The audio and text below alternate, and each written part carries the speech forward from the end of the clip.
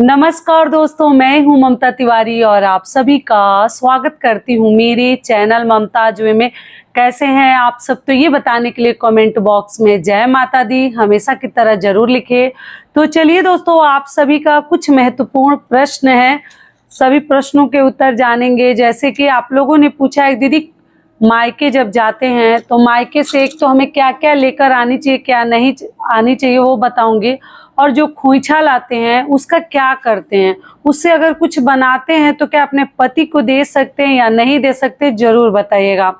दूसरा आप लोगों का प्रश्न है कि जैसे हमारा 3 मंजिला घर है तो सुबह में आप बोलती हैं झाड़ू लगाने के लिए, तो क्या सभी फ्लोर पे हमें झाड़ू लगानी चाहिए सुबह सुबह ही, या किसी एक फ्लोर पे भी लगा देंगे तो हमारा काम हो जाएगा, तो वो भी बताऊंगी। और कम खर्चे में दीदी घर कैसे चलाएं, इसके लिए तो देखिए मैं वीडियो डाली थी, फिर भी आप लोगों को थोड़ा बहुत आइडिया दे दूंगी कि हमें कैसे चलानी चाहिए। और हस्बैंड जब ऑफिस जाते हैं तो ऑफिस जाने के कितनी देर के बाद, भोर में ही मेरे पति ऑफिस जाते हैं तो कितने देर बाद हमें झाड़ू पोछा करनी चाहिए।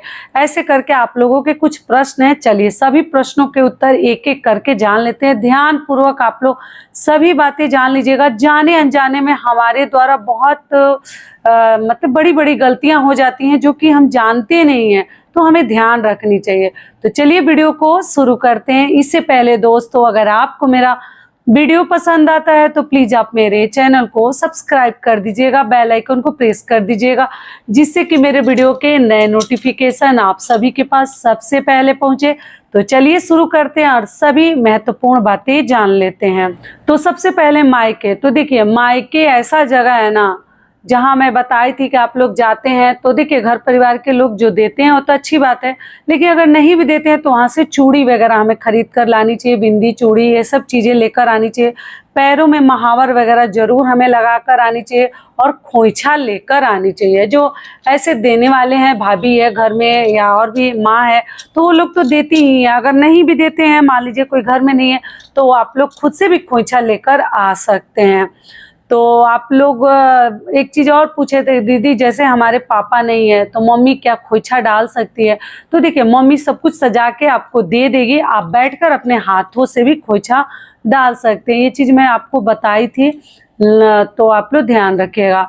और आगे आप लोगों का जो प्रश्न है कि खोइछा के चावल का क्या करें, तो देखिए जो जीरा का खोइछा लेकर आती हैं वो भी आप लोग अपने घर में, अपने रसोई घर में इस्तेमाल कर सकती हैं। चावल का अगर लेके आते हैं, खोइछा लाना बहुत अधिक शुभ होता है। बहू बेटियों को खोइछा लेकर ही आनी जानी चाहिए ससुराल या मायके, ठीक है।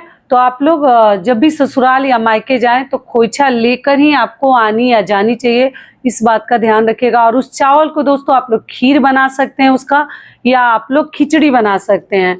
तो मैक्सिमम तो हम लोग खीरी बनाते हैं या खिचड़ी भी बना सकते हैं, कोई दिक्कत नहीं है।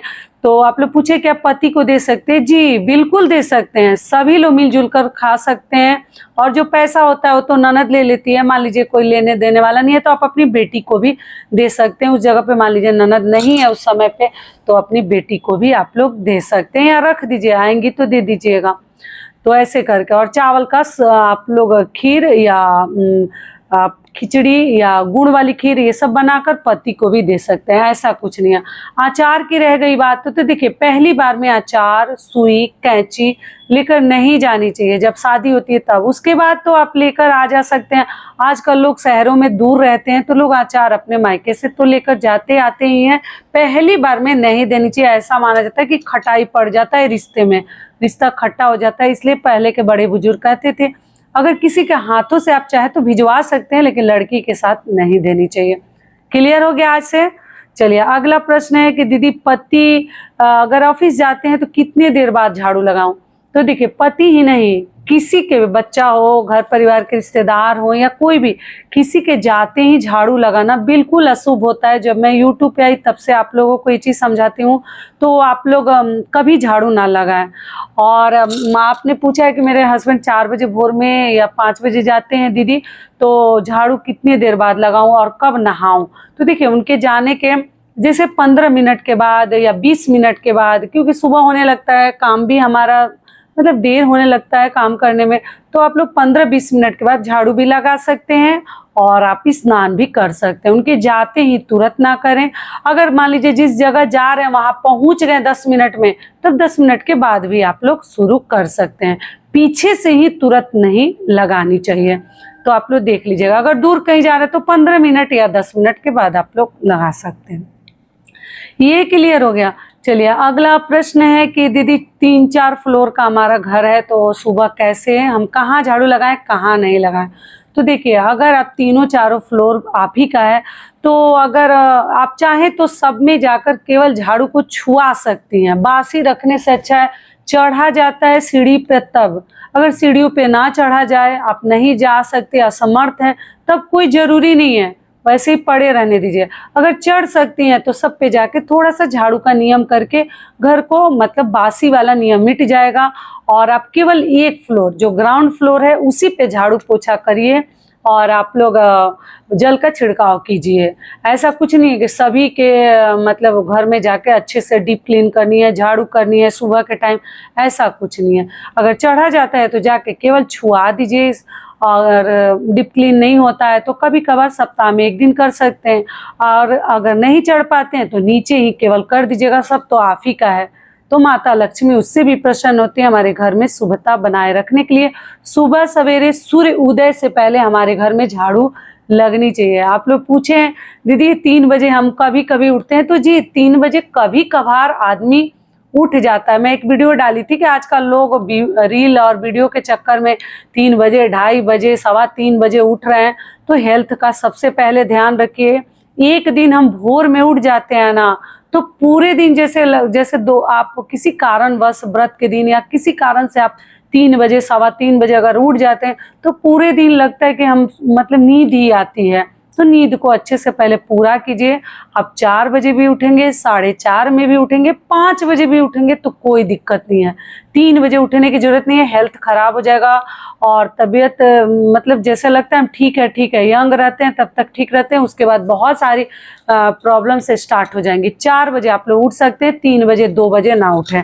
तो आप लोगों ने बोला है उसमें से कुछ बहन की दीदी हम कौन से दिन हम 3 बजे उठते हैं, पता नहीं, मुझे ध्यान से नहीं आ रहा है, केवल उसी दिन उठती हूँ, पूजा रहता है कि कुछ व्रत के दिन। तो देखिए कभी कभार चलता है, लेकिन प्रतिदिन 3 बजे उठने की कोई जरूरत नहीं है। आगे आप लोगों की अपनी इच्छा है, आप लोग देख लीजिएगा। तो सूर्य उदय से पहले कितना भी देर आप लोग देर से उठते हैं, कोशिश करें कि अपने पति बच्चों से पहले ही उठ जाइए, हमेशा समझाती हूँ। और सूर्य उदय से पहले हमारे घर में झाड़ू लग जानी चाहिए, क्योंकि सूर्य उदय के बाद फिर झाड़ू लगता है तो मतलब मन में अच्छा नहीं लगता।